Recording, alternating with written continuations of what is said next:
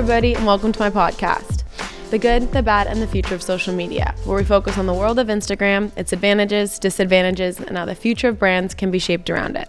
My idea is to design and implement a platform that will provide all listeners with the opportunity to become better educated on how, in our daily lives, social media can control and influence our actions.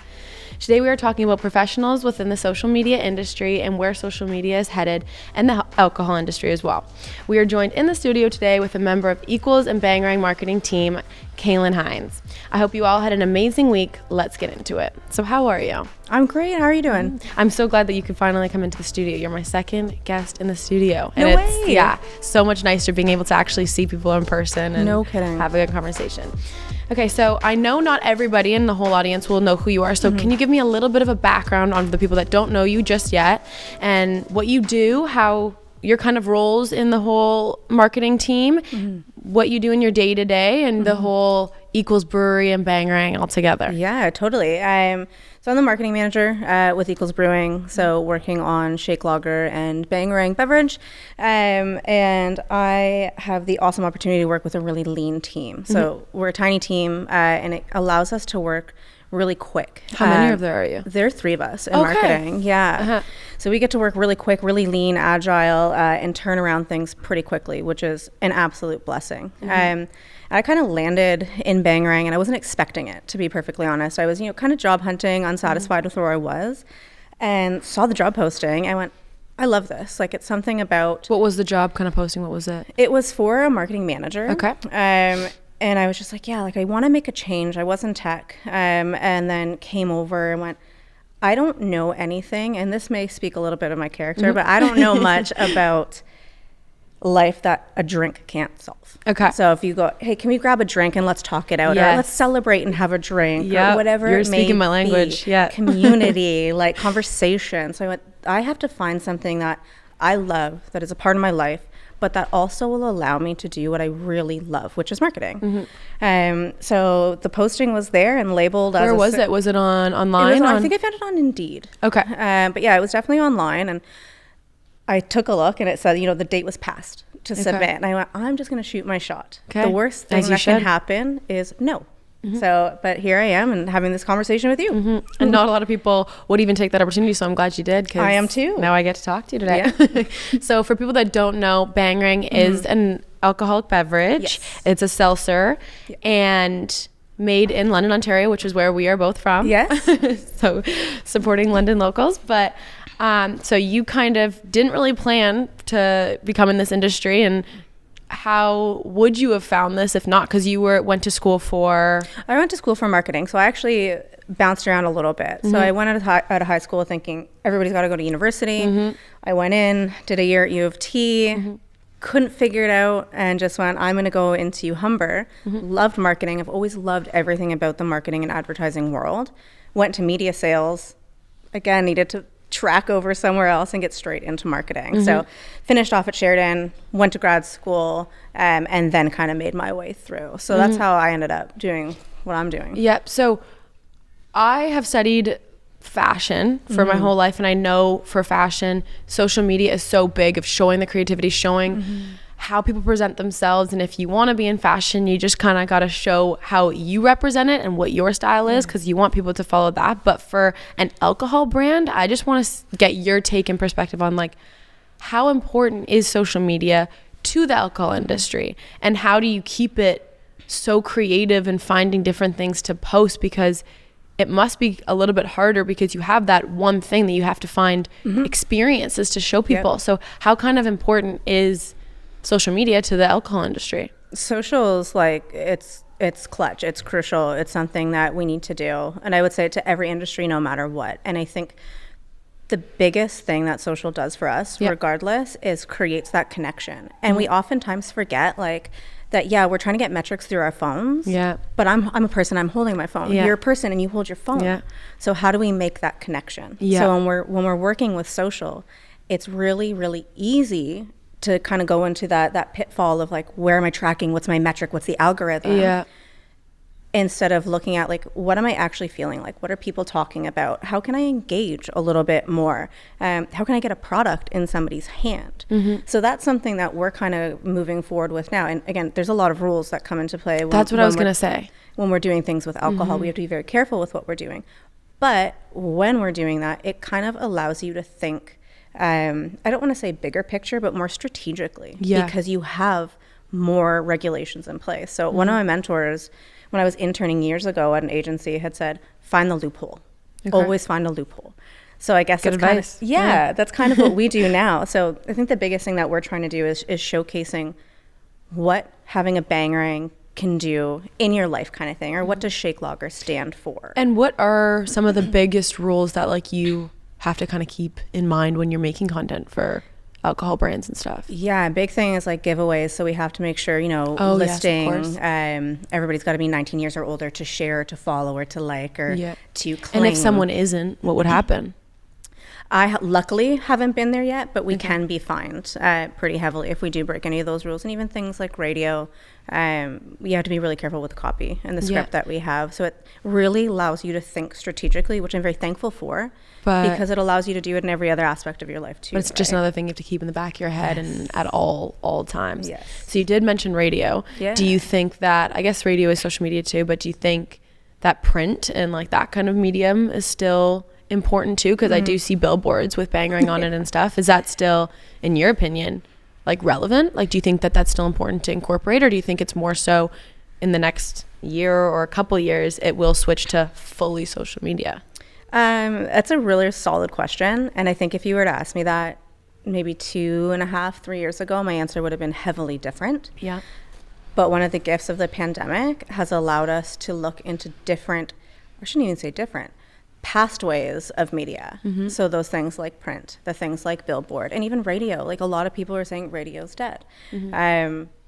But working in a niche, and we really want to support our London community, which is massive to us, and we know where to find them. So I think the biggest thing that this pandemic has given us is a way to rethink how we're doing things and to make sure that we can get in front of everybody, no matter where we are. All the audiences that you can. Because you guys have TikTok, Instagram, Facebook. What do you think is like the biggest platform? Probably Instagram, because you have the most followers? Honestly, it totally depends on what we're trying to do. Okay. And I'm sure you'll get a different answer from everybody on this one too, but I don't think it's fair for me to say one platform outweighs the other. And do you think that each platform has like the same followers, or you think totally different? Like Facebook might be a little bit of an older generation, whereas Instagram is Gen Zs and all that kind of stuff, and maybe TikTok is something else. Yeah, absolutely. You're right on the money with that one. So it's going back to, I want to make sure that I can connect with everybody, and it's not going to be in the same way. The way that I connect with you is going to be different than I connect with Dean. It's going to be different than I connect with my parents or somebody on the street. So we want to keep that in mind too when you're doing anything on social, remembering that people are people and people are all different, and we all consume things different. We all read things, perceive things differently. So I think it would be unfair for me to say one outweighs the other. But if I'm trying to talk to people, let's say my budget's really lean, and naturally my head's going to TikTok. The organic reach is unparalleled. True. It's never happened in the marketing world like this before. So it's super important for us to like keep going on. And we just launched a product, and we saw within like 2 days what had happened just based on one TikTok. And they're almost easier to make, because even when I'm taking content, when I'm taking an Instagram content, I have to make sure I know where I'm going, what I'm wearing, what I'm doing, like who's taking the picture, how do I get the everything. But in TikTok, it's like you could take a 7-second is what is popping off right now, as everyone knows. And it's like, I can do that myself. I can take a 7-second 5 videos and post them and see if maybe one does well. So do you find that too with like your because who's, I guess, in charge of the TikTok? Is it so we numerous have, people, or is it someone from your team of 3? No, it's not internally. So we are so fortunate to work with an awesome agency, and they do the content for us. They create it, and we have our weekly meetings, as you do with agencies, but these guys are so creative, they're so fast, they turn things around like nobody's business. Gosh, that's amazing. So and that's what you need during. They're awesome.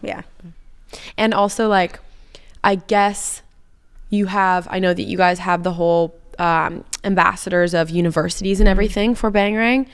How do you know what, like, you said that you have so many different groups of people that want it and you want to hit those targets. But like, how do you find what your audience kind of wants to even see from you, and what you should be promoting and how you should be making these videos and who you should be getting? Like, of course you found that universities and stuff worked, but how do you know what kind of content to make? Like, do you listen to the audience, or what's your kind of guys' standpoint on that? Yeah, for sure. So we go through and we kind of go through our KPIs and our tracks every week, and we go, okay, this worked really well. And sometimes we're surprised at what works really well, and why did it work well? Who's looking at it? So we'll test it in a different area or a different market. Didn't work as well. So it's really just about being keen about the numbers. And that's something that I don't think we always talk about is, you know, the metric piece of it, and understanding why it might be working well. So I think we do quite a bit of that, and then just refreshing creative. And you know, it's the same thing as everybody's saying, like you don't know what's going to happen even tomorrow. Yeah, literally. So you have to pay attention. What the next trend is, like, not a clue. I talk with everyone. I was like, how do you keep up with the most rapid changes of social media? Yeah, literally. So is that your kind of technique? Is you go on your phone, you do it, you see yourself what's kind of trending and everything? Yeah, totally. I guess that's really the only way you can do it. And you have, like, for me, because I want to, of course, follow trends too, and I'm just going and trying and saving things to like a folder or an inspiration board just so I can remember it. But then sometimes when you take a few days and you don't go back to it, that trend's gone.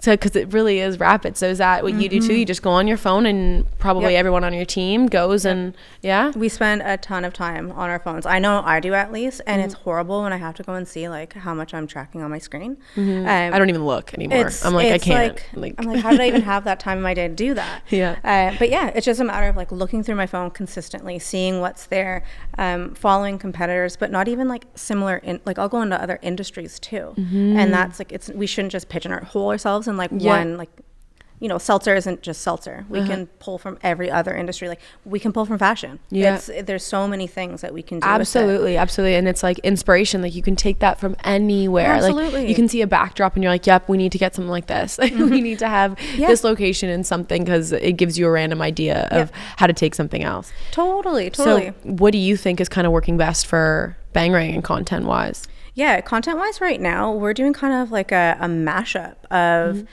lifestyle photos, people actually enjoying the beverage, memes, some funny videos, and just kind of putting our own stuff into it. Right now, it's the meme content that's reporting really well for us. Yeah. Okay.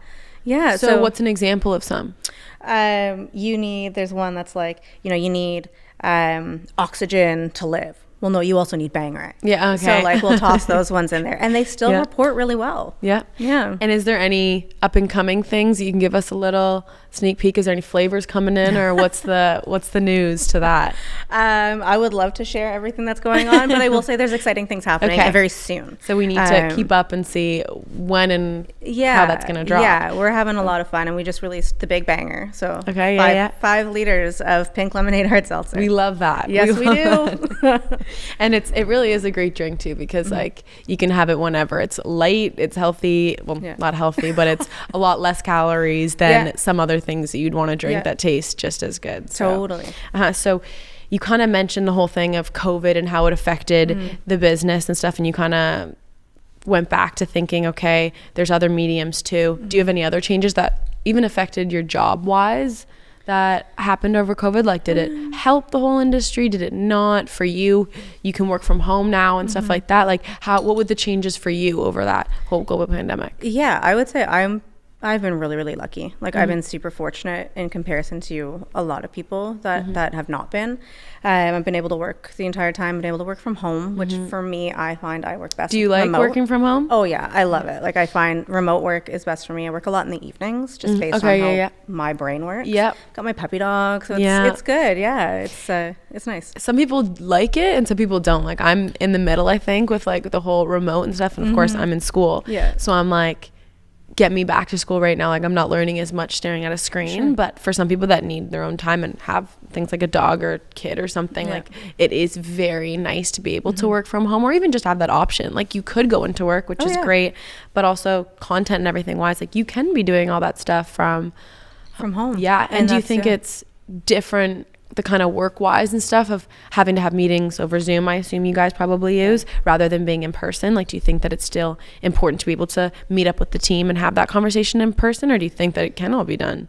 Yeah, I'm kind of split down the middle. I guess it depends on what day you catch me. But for the most part, I'm a proponent of remote working and remote learning. I think it's great. But there is something to be said about the value of face value and, you know, catching up with your colleagues and something like going to have a drink after or having, you know, a working lunch. Like those things are I feel like it brings so important. Teams kind of almost a bit more closer together too. Absolutely. Like sometimes it gets a little awkward on Zoom and stuff because even if I know the person, I'm like, this is great, but I'm like, oh, should I turn my camera on? Should I when I'm not talking, should I mute myself? Yeah, like should I? It's still a little bit weird, and I don't think I'll ever fully get adjusted to it. But I'm such an extrovert, so I need that, you know, seeing people in person and stuff. Totally. So I'm happy that we are kind of moving to that direction.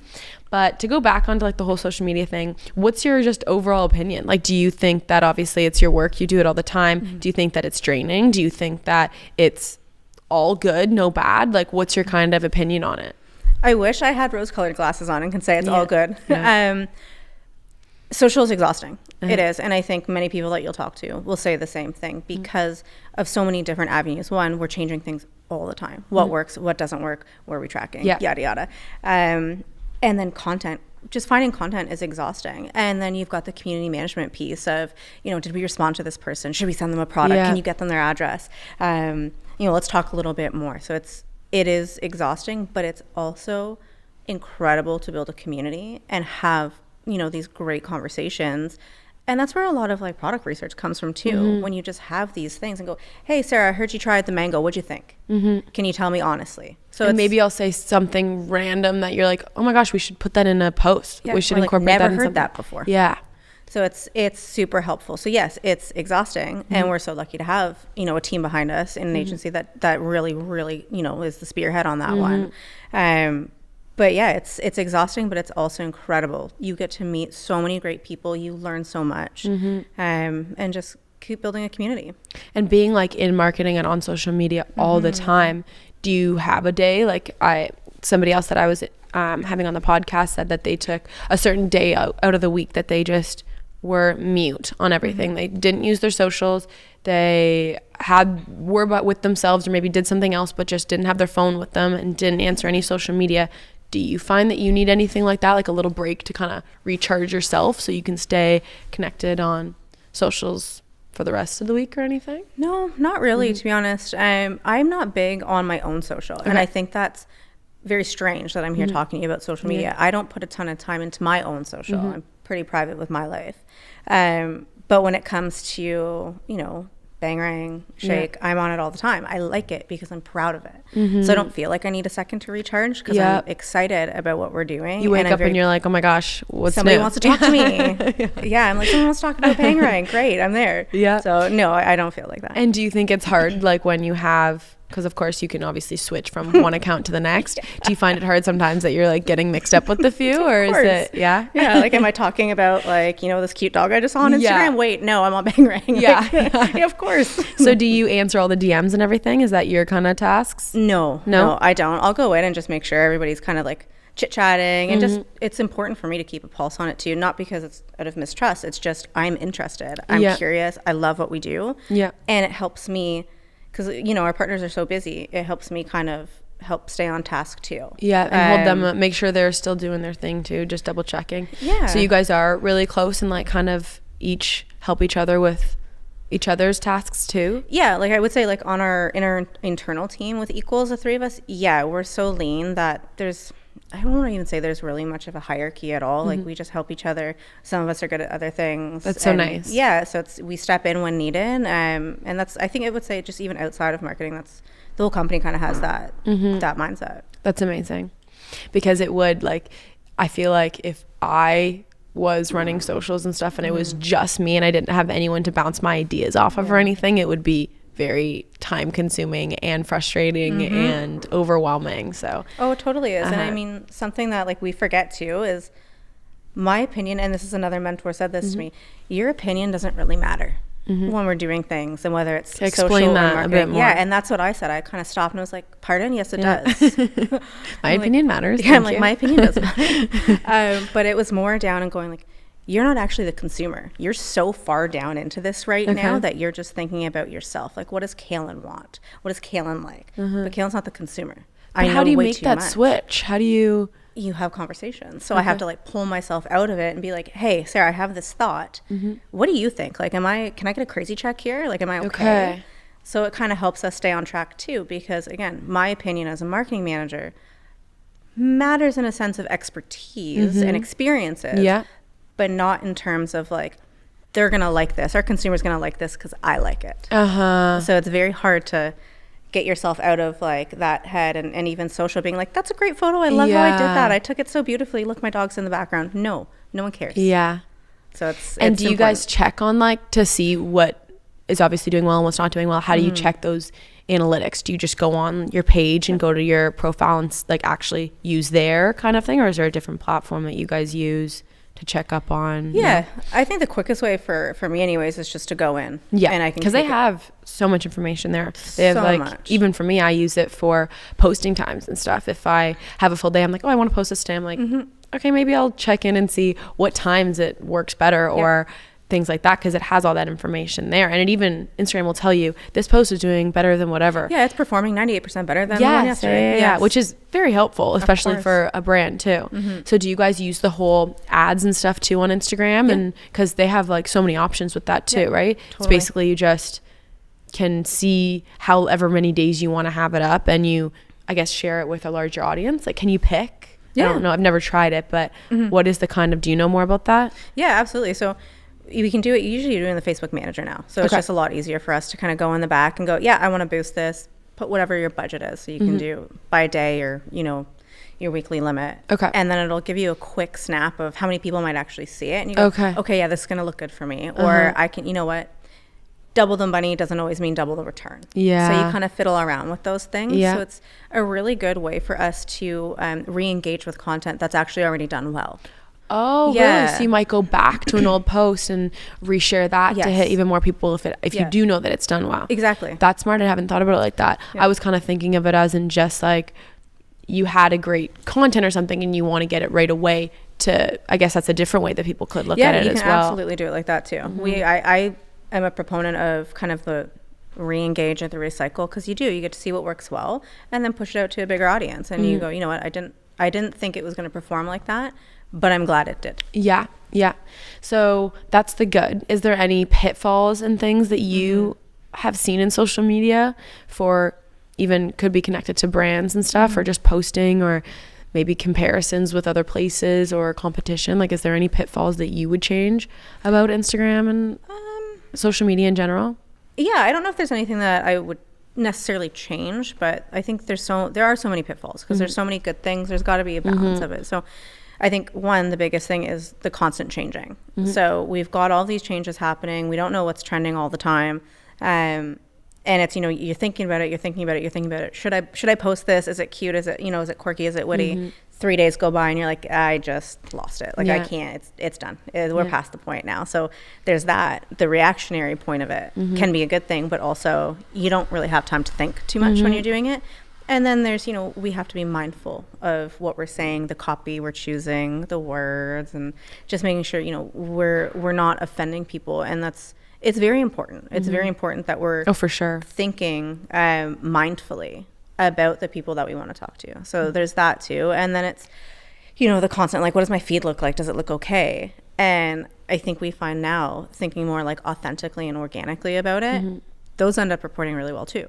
Because I think people can feel it. Like when you're posting things, I think we can feel when something's authentic and organic to you versus that looks good. And you know what? I love that you said the whole authentic thing, because I think you're probably the 6 of the 6 guests that have mentioned authenticity with social media. And I'm like, yes, like, please, like, I love that everyone's saying this, because so many of the times people aren't authentic, and you can tell, like, you can so much tell if like things aren't what somebody wants to be posting, or that's not 30, haven't even tried the product. And I'm like, really? Like, you haven't even tried this, and you can fully tell that you're not totally immersed in this content. So it's like, authenticity is so great. And somebody else said on the podcast, they're like, the only thing that kind of takes you away from others is you're the only person that is 100% you. So share that authenticity. Totally. Which it really does make a difference, and people need to kind of zone in on that, because if you want to do anything with social media, you're not going to get far if you're just copying other people and not being authentic. So it really is a huge kind of contributor. It's hard to do too, though. Like it's really hard to do. And even if we think about it, like out of social, just even as a person, it's really hard just to like lead with what feels good. But I find that when we lead with what feels good, trusting yourself, it ends up working well. And people will connect with it more so. Absolutely. And of course, like I even say this all the time, like everyone's gonna edit things out if they don't want it, imperfections, this, that, and the other thing.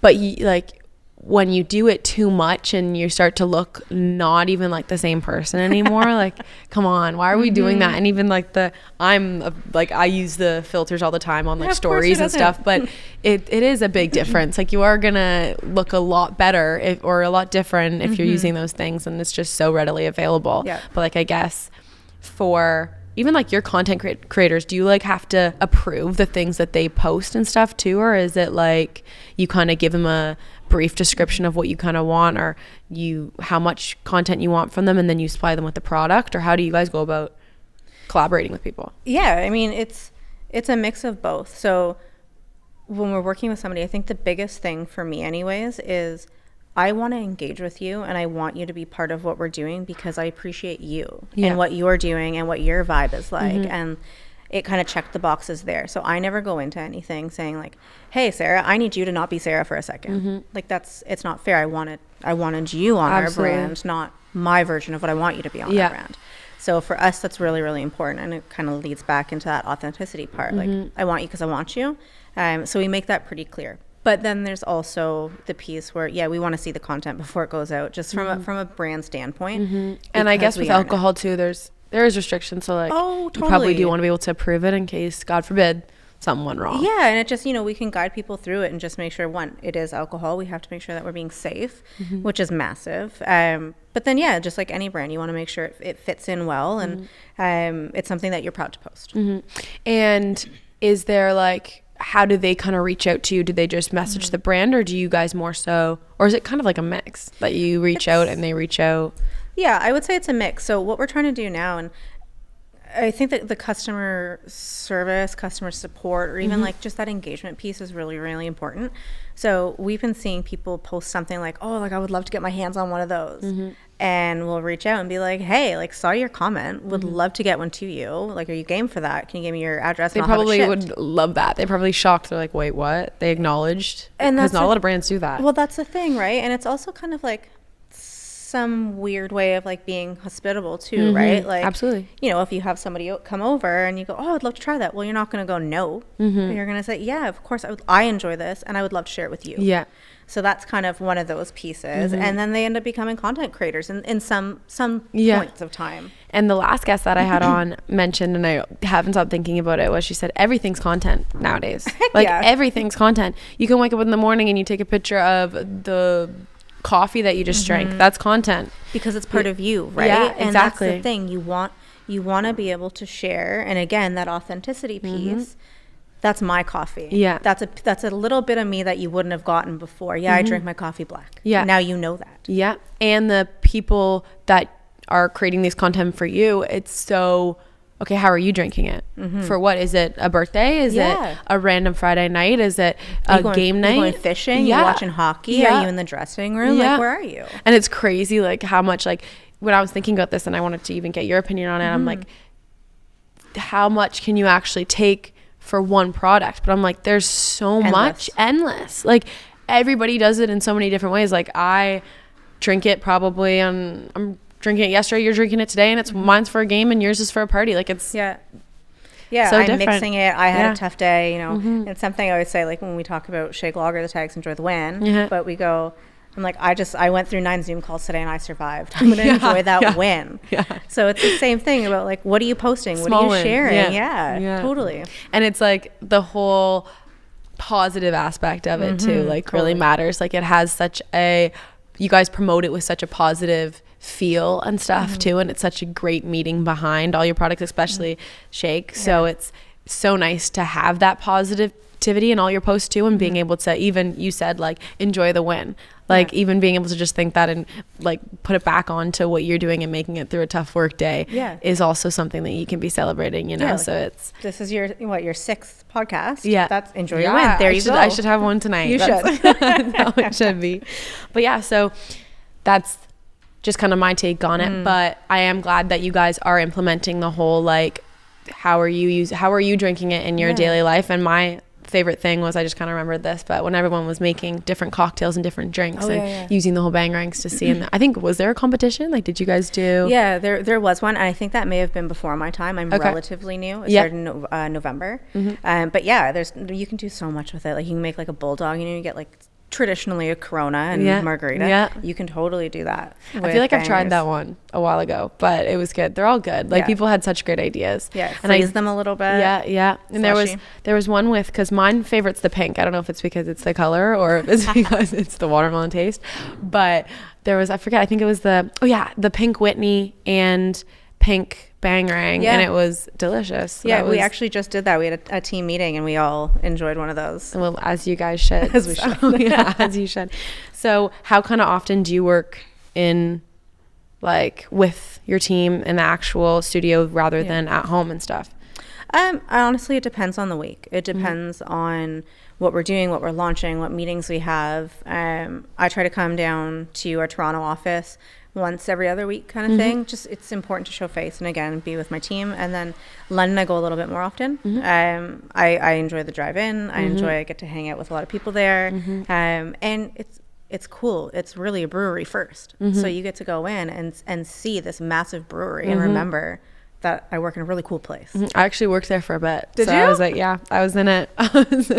Get my hands dirty. No kidding. I helped out. But what's kind of next for, I know we're running out a bit of time, but I wanted to kind of get your take on what's next for Bangarang. What's a kind of a bit of like a maybe 5-year short-term goal, like content-wise and social media-wise? Yeah, I think the biggest thing, I mean, going down the pipeline for me is that customer approach, is being able to say thank you for chatting with us, even if you haven't tried the product yet.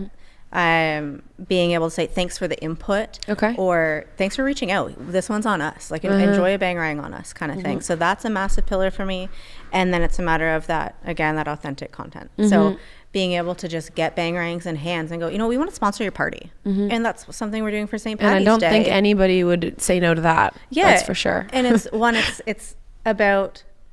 Bottom line is, sales. But the bigger thing for us is how do we create a connection around it? And that's all marketing is. It's about being emotional, being able to have a connection, and centering a really solid time with people that you love, whether that's even just you and your dog sitting on the patio kind of thing.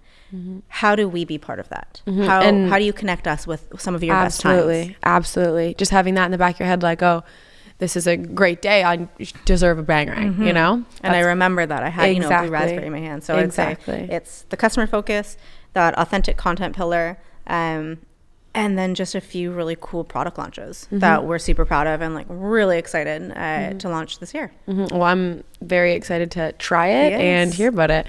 But for anybody that's kind of wanting to get into marketing and social media in general, what would you kind of recommend and how to kind of get there? Just reaching out like you did, or? Yeah, I mean, I would say if there's something that you really like about social, you can find it. You don't have to do everything either. So, if you really are creative and you love doing the content, reach out to somebody and be like, hey, can I make some content for you? Or like, how do you do it?